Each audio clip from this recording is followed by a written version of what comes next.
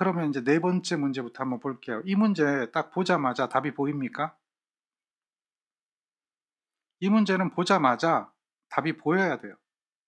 그래서 답이 2번이다 라고 하는 걸 알아야 돼요. 1-4번 문제를 풀기 위해서는 기본적인 개념을 알고 있어야 됩니다. 그게 뭐냐? 전압분배 법칙이라고 하는 거예요. 얘를 알고 있어야 되죠. 전압분배 법칙이라고 하는 것은 전압을 가하면 이 전압은 분배되는데, 분배라고 하는 말은 나누어 걸린다라고 하는 거죠. 나누어 걸리는데 저항값의 크기에 비례한다라고 하는 거예요. 다시 말해서 저항값이 큰 쪽에 전압이 많이 걸리고 저항값이 작은 쪽이 전압에 적게 걸린다. 그런데 그 저항값에 비례한다. 그러면 비례라고 하는 거 이해가 되죠? 3V입니다. 여기가 3V고 여기가 1ohm이고 여기가 2ohm이에요. 그러면 2ohm에는 몇 볼트 걸릴까요? 계산하지 말고 바로 나와야 돼요. 비례니까. 비례라고 하는 걸 생각해야 되잖아요. 그렇죠? 여기가 몇 볼트 걸려요? 2V 걸릴 겁니다. 만약에 여기가 6V라면 여기는 4V 걸리겠죠. 그러면 여기는 1V 걸릴 거 아니에요? 그게 비례죠. 전압분배 법칙은 저항에 비례해서 저항이 큰 쪽이 전압이 많이 걸린다라고 하는 걸 이야기하는 거예요. 왜 비례하느냐라고 물어보면 여기에 흐르는 전류가 I인데 얘는 이 저항이 직렬로 연결된 회로에서 전류는 일정합니다. 그러면 ohm의 법칙을 적용해 보면 V는 RI잖아요. 그런데 전류가 일정하니까 V는 뭐가 되는 거예요? R이 되는 거죠. 전류가 일정하니까. 여기가 저항이 2ohm이고요. 여기가 4ohm입니다. 그리고 여기가 6V입니다. 그러면 여기는 얼마 걸리죠? 역시 2대4, 1대2죠. 그러니까 당연히 여기 몇 볼트? 4V 걸리겠죠. 자, 이런 문제가 있습니다. 이 문제를 풀 때는 이렇게 보는 거예요. 지금 표시한 부분에서 여기 양단의 전압이 얼마인가요? 이거 생각할 수 있겠죠? 지금 표시한 부분에서 1ohm 양단에는 전압이 보자마자 2V 걸리는구나. 요게 생각이 나죠? 방금 했잖아요. 그게 먼저 떠올라야 돼요. 그리고 이번에는 지금 표시한 요 부분, 색깔 바뀌었죠? 커다란 부분에 여기는 몇 볼트 걸릴까요? 저항을 보니까 여기는 4V 걸리는구나. 그러면 당연히 요 사이의 전압은 얼마예요? 전압의 차만큼 걸리겠죠. 요 사이는 2V가 차이가 생겼네. 답은 뭐예요? 2V죠. 이게 바로 눈에 보여야 돼요. 여기에 지금 적용되는 법칙이 있다는 얘기죠. 그 법칙이 뭐예요? 전압분배 법칙. 이런 게 적용이 돼 있어요. 그리고 또 하나는 KVL, 키르이호프의 전압 법칙. KVL은 하나의 폐회로에서 폐회로 하나만 보는 거예요. 기전력은 전압 강하의 합과 같다 라고 하는 거. 그래서 여기 2V면 여기가 4V가 되는 거고 얘는 전압분배 법칙인데 KVL을 적용하면 2V 더하기 4V 하면 6V가 된다 라고 하는 거죠. 그게 KVL이에요. 그런 법칙들이 여기에 숨어 있어요. 자, 그러면 지금처럼 이렇게 생긴 회로를 직병렬 회로라고 하죠. 그런데 여기서 한 가지 더 생각해 볼 게 있어요. 여기에 이렇게 저항이 하나 있다 라고 하면 이 회로는 어떤 회로죠? 이런 회로를 브릿지 회로라고 해요. 그러면 지금 방금 구한 이 방법이 브릿지 양단에, 여기 브릿지가 되죠? 브릿지 양단의 전압을 구하는 방법이죠. 브릿지 회로에서 브릿지 양단의 전압이 얼마가 걸리는가, 이거를 구하는 게 방금 구한 방법이에요. 요거 잘 기억하세요. 나중에 써먹어요. 브릿지가 평형이 아니면 브릿지 양단의 전압이 걸리잖아요. 그랬을 때 그 전압을 구하는 방법이다. 만약에 브릿지가 평형이 되면 브릿지 양단에는 전압이 0V가 되겠죠. 그런데 평형이 아니고 불평형이면 브릿지 양단에는 얼마가 걸리겠느냐. 그럼 그 전압을 구하면 브릿지에 흐르는 전류가 얼마냐, 이것도 구할 수가 있어요. 그러니까 브릿지 양단에 걸리는 전압, 그 전압이 이렇게 구한 것이다. 그러면 우리 브릿지에 대한 개념이 또 있어요. 이게 브릿지 회로라고 하는 걸 이해를 하나요? 얘가 브릿지 회로다라고 하는 거, 이걸 알아야 돼요. 조금 전에 거하고 그림을 비교 한번 해보세요. 그림이 직각이 아니고 사선으로 그려져 있다 뿐이지 직병렬 회로 똑같아요. 다시 말해서 여기 B가 여기 있는 게 아니라 요걸 쭉 펴보면 이렇게 되겠죠. 뭐 이렇게 되겠죠. 펴보면. 그러면 지금 접속이 된 게 여기, 여기가 접속됐죠. 잘 안 보이면, 자, 폈으니까 없어지겠죠. 쭉 펴버렸어요. 그랬더니 이렇게 된 거예요. 직병렬 연결 회로죠. 여기서 요 저항이 없다. 여기 저항. 얘는 뭐가 될까요? 여기가 2R이고요. 여기가 2R이에요. 우리가 원래 있던 걸 잠깐 보면 R이었잖아요. 이렇게 된 거 아니에요? 이렇게 된 거 아니에요? 여기가 R이 되고 여기가 R이 되잖아요. 이게 브릿지예요. 그러면 여기 양단의 전압 구하는 건 우리가 방금 해봤죠. 여기 양단의 전압 구하는 건 해봤어요. 그런데 지금은 이 회로의 A, B 사이의 합성 저항 구하래요. 여기 바로 요 점과 요 점 사이의 합성 저항 구하래요. 이 합성 저항을 구할 때는 어떻게 구하느냐라고 하면 이렇게 곱한 거하고 이렇게 곱한 거, 이게 대각선의 곱이죠. 마주보고 있는 변의 곱이죠. 마주보고 있는 변의 곱이 같을 때, 서로 마주보고 있는 거예요. 마주보고 있는 게 2R과 R, 이렇게 마주보고 있죠. 이것과 이것도 마찬가지로 2R과 R이죠. 두 개 곱한 게 같단 말이에요. 이렇게 마주보고 있는 변의 곱이 같을 때는 이 상태를 평형이라고 불러요. 평형 상태가 되면 여기 브릿지 양단의 전압을 조금 전에 여러분들이 구했는데 그 브릿지 양단의 전압이 뭐가 되죠? 0V가 됩니다. 그래서 여기에 있는 이 3옴이라고 하는 저항은 없는 거예요. 전류가 흐르지 않기 때문에 3옴의 저항은 존재하지 않는 거예요. 있어도 그만, 없어도 그만. 거기에 저항값이 여기가 얼마가 되든 관계없어요. 여기와 여기 사이에는 저항이 있어도 그만, 없어도 그만.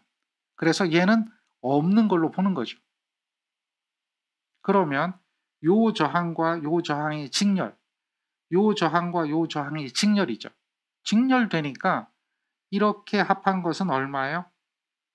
3R. 이렇게 합한 것은 얼마예요? 3R이죠. 우린 이걸 알고 있어요. 아, 그러니까 얘는 어떻게 돼? 병렬로 되어 있으니까 2분의 3R이구나. 얘가 기본이에요.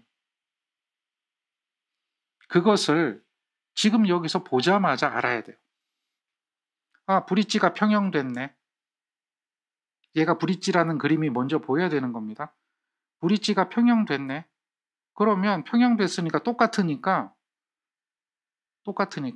왜냐하면 대각선의 곱이 서로 같았잖아요. 그러니까 브릿지가 평형이 되면 여기는 없는 거예요. 여기는 없어지죠. 그렇게 없어지면 생각을 해야 됩니다. 이렇게 연결된 저항이 얼마죠? 3R. 이렇게 연결된 저항이 얼마예요? 3R. 두 개가 무슨 연결? 병렬 연결. 바로 보이는 거죠. 절대 3R은 될 이유가 없죠. 병렬 연결이니까. R도 안 될 거예요. 이거는 될 수도 없는 거예요. 우리는 기본적인 개념을 알고 있어야 돼요. 3R이 두 개가 병렬로 연결되어 있다는 게 보여야 2분의 3R이구나 라고 하는 게 보이죠. 이거는 우리가 볼 수 있는 눈만 키우면 바로 보여요. 기본만 가지고 있으면 바로 보여요. 그래서 이런 그림을 보면 브릿지 회로구나 이렇게 생각을 해야 되죠. 그리고 먼저 대각선의 곱을 봅니다. 대각선의 곱을 한번 보는 거예요. 빨간색과 파란색의 곱이 같지 않다. 그러면 브릿지 양단에는 전압이 존재하네. 그랬을 때 회회로 하나를 보면 여기는 바로 전압분배 법칙 적용해 보니까 1대 2니까 2V 걸리고 여기는 2대 1이니까 이 전압을 2대 1로 나누면 4V 걸린다. 그래서 요 사이에는 2V만큼의 전위차가 생기는구나. 요걸 볼 수 있어야 됩니다. 그게 공부라는 거예요. 자, 우리는 이 문제 딱 보자마자 답은 이겁니다. 그냥 답이 나와요. 딱 보자마자 답이 뭐예요? 이거예요. 원래 이 문제를 풀려면 이렇게 무한대로 가니까 무한대로 가서 등가회로 그린 다음에 등가회로를 가지고 합성저항을 구하고 그래서 여기에서 AB와 CD가 같다는 조건을 근사적으로 같다는 조건을 이용해서 이 식을 정리를 해서 2차 방정식을 만들고 완전 제곱이 아니니까 인수분해가 안 되니까 근해 공식에 대입을 해서 저항값을 구합니다. 이렇게 구하는 게 맞는데요. 이렇게 구하면 이 문제 여러분들 못 풀어요. 무조건 못 풀어요. 주관식이면 당연히 안 되겠죠. 그런데 객관식이면 딱 답이 보입니다. 합성저항 구하는 건데요. 답은 4번이에요. 왜 그런가 지금부터 설명을 해드릴게요. 지금 여기 있는 저항값들이 전부 1옴이라고 합니다. 이런 1옴의 저항을 무한하게 연결했어요. 그랬을 때 AB 사이 합성저항 구하라. 잘 보세요. 여기가 1옴이잖아요. 여기가 1옴이잖아요. 그러면 요 안에는 직렬이 되었던 병렬이 되었던 무엇이 되었던 간에 0은 아니겠죠. 여기 1옴짜리 2개 빼고 표시한 부분의 합성저항이 무한대로 가더라도 0옴은 아닐 거 아니에요. 0보다는 이 저항값이 어쨌든 크겠죠. 여기가 C와 D라면 RCD는 뭔진 모르지만 0보다 크다. 그러면 무슨 얘기가 돼요? 여기 저항이 1옴 있고 여기 저항이 1옴 있고 요게 0보다 큰 저항이 있다면 1옴 더하기 1옴 더하기 0보다 큰 저항이다. 얘는 어쨌든 2보다 크다. 저항값은 무조건 하고 2보다 커요. 이거는 보자마자 아는 거예요. 이게 안 보이면 공부를 안 한 겁니다. 보자마자 2보다 크구나. 그러니까 0이라고 하는 건 있을 수도 없고 1이라고 하는 건 있을 수도 없다. 그 다음에 이게 저항이 무한대가 되지는 않을 것이다. 얘가 1 더하기 1.732죠. 그러니까 2보다 크죠. 그게 답이라는 거예요. 2차 방정식 안 풀어도 돼요. 요거 푸는데 5초. 끝. 5초면 푸는 문제가 되는 겁니다. 여러분들이 이렇게 문제를 푸는 거 좋아요. 공부 엄청나게 잘하는 거예요. 시험에 떨어지는 거죠. 좋아요. 2차 방정식 풀어요. 공부 잘하는 거예요. 그런데 자격증 시험에는 떨어지는 거예요. 자격증 시험은 당연한 것을 찾아내는 눈이 있어야 됩니다. 이 눈을 뜨지 않으면 그만큼 공부는 어려워지는 거예요. 당연한 것 속에서 답을 찾아내는 겁니다. 그게 기본이라는 거죠. 이 문제를 풀려면 전력에 대한 개념을 알아야 되겠죠. 그림과 같은 회로에서 10A 전류가 흐릅니다. 여기에 보면 4모라고 되어 있고 6모라고 되어 있죠. 저항의 역수입니다. G가 4모입니다. 그 다음 여기 있는 GL은 6모죠. 그리고 전류가 있는데 이 전류가 10A가 됩니다. 그러면 우리는 전류 분배 법칙이라고 하는 걸 알고 있습니다. 전류는 저항에 반비례합니다. 요거 모르면 답이 안 나와요. 전류는 저항에 반비례하지만 전류는 컨덕턴스에는 비례합니다. 역수니까.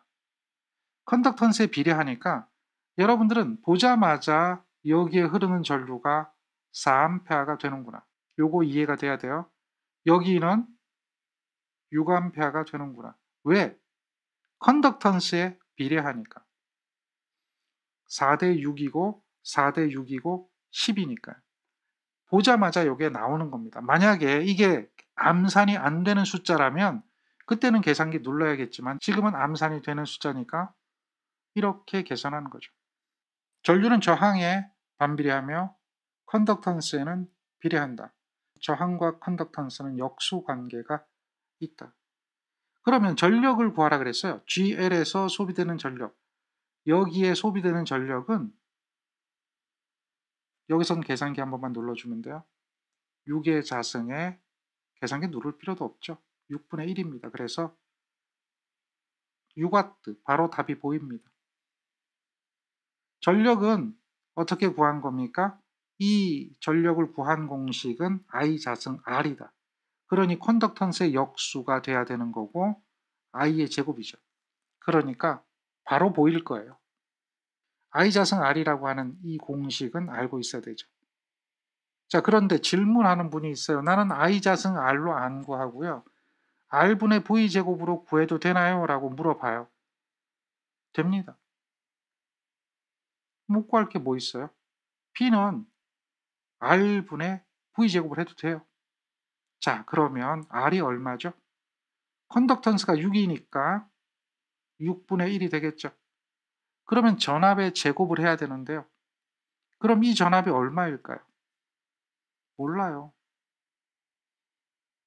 그럼 그 전압은 여기 양단에 걸리는 전압이 되겠죠. 그러면 전류를 당연히 알아야 되고 거기에 저항을 곱해야 되겠죠. 그러니까 전압이라고 하는 것은 RI가 된다. RI가 된다. 그거에 뭐가 돼야 돼요? 제곱이 돼야 되겠죠. 결국은 1인데 제곱을 하니까 1이 되고 6분의 1이니까 역수니까 결국 이거 계산하면 6이 나와요. 똑같아요. R분의 V제곱으로 해도 똑같이 구할 수 있고 I 자승 R로 구해도 됩니다. 물론 VI로 구해도 돼요. 똑같아요. 단 어떤 것이 쉬운가 이걸 한번 생각해 보라는 거죠. 이렇게 구하려면 암산하기가 어렵죠. 바로 답이 안 보이죠. 바로 답이 보이는 건 이렇게 해야 답이 보이죠. 또 구하기도 쉽죠. 알고 있는 것도 편하죠. 모르고 있는 걸 구해야 되잖아요. 공부는요. 쉽게 가는 방법을 찾는 게 공부입니다. 이런 것을 생각하시기 바랍니다.